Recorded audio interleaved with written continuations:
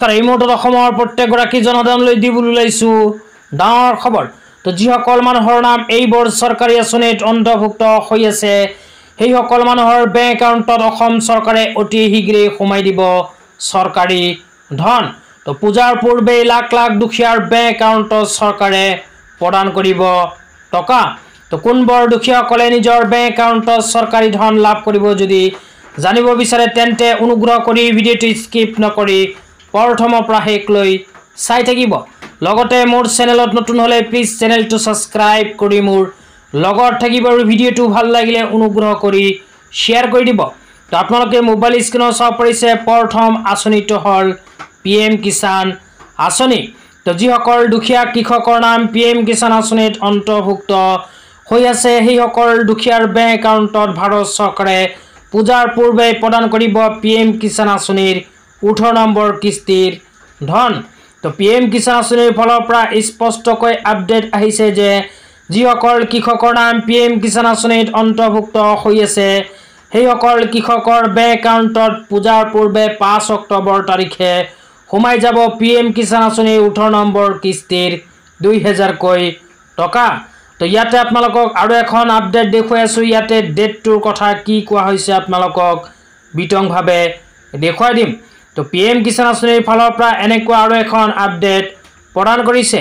তো ইয়াতে লিখা আছে माननीय प्रधानमंत्री श्री नरेंद्र मोदी द्वारा PM किसान सम्मान निधि योजना की 18वीं किस्ती का हस्तांतरण 9.5 करोड़ लाभार्थी किसानों को 20,000 करोड़ की धनराशि ट्रांसफर की जाएगी। तो ইয়াতে কিন্তু স্পষ্টভাৱে কোৱা হৈছে যে 9.5 কোটি দুখীয়াসকলৰ বেংক একাউণ্টত 20,000 কোটি টকা ভাৰত চৰকাৰে প্ৰদান কৰিব। তো কিমান তাৰিখে প্ৰদান কৰিব তলতে আপোনালোকে ডেটটো লিখা চাব পাৰিছে। ইয়াতে কিন্তু স্পষ্টভাৱে লিখা আছে যে 5 অক্টোবৰ 2024 তহা 5 অক্টোবৰ তাৰিখে প্ৰদান কৰিব PM কিষাণৰ 18 নম্বৰ কিস্তি 2000 কৈ টকা।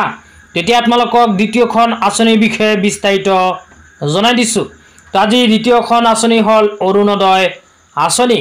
তো অসম চৰকাৰে প্ৰতি মাহৰ 10 তাৰিখতে কিন্তু অৰুণোদয় আঁচনিৰ হিতাধিকাৰীসকলৰ বেংক একাউণ্টত সোমাই দিয়ে 1250 কৈ টকা। তো এইবাৰ অহা 10 অক্টোবৰ তাৰিখে লাখ লাখ হিতাধিকাৰীয়ে লাভ কৰিব অৰুণোদয় আঁচনিৰ 1250 কৈ টকা।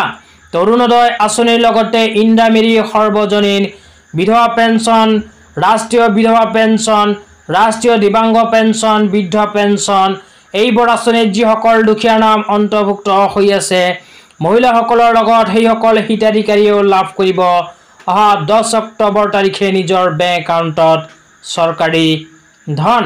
তেতিয়া আপোনালোকক জনাই আছো আজি তৃতীয়টো আঁচনিৰ বিষয়ে। অনুগ্ৰহ কৰি ভিডিঅ'টো স্কিপ নকৰি চাই থাকিব। তো তৃতীয়খন আঁচনি হ'ল নিযুত মইনা আঁচনি।